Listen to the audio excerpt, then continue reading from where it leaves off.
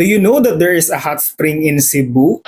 Unya dili ni basta-basta lang nga hot spring ha, kaya ang kainiton ani can rise up to 42 degrees Celsius. Tara, kuyugi ko ninyo ug ato ning i-explore.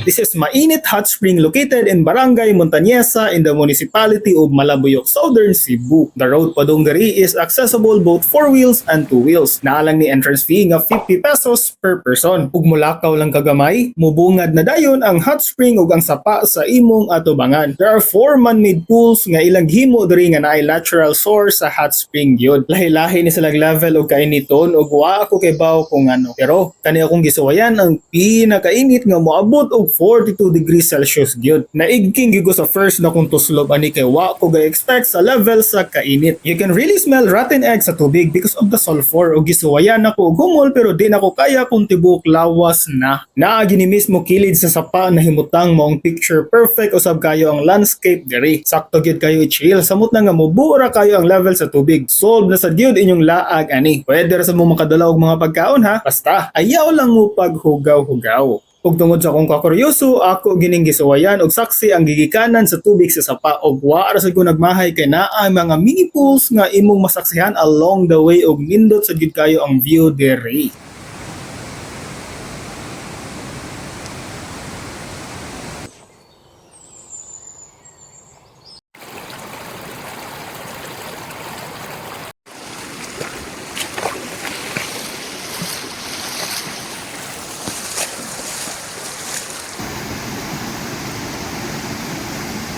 Lipay gyud kay ko nga naabot man diri og nakasaksi ani nga natural nga gasa. Kunya bisitahan niya ninyo kanihit ra gid kayo ang hot springs sa Cebu.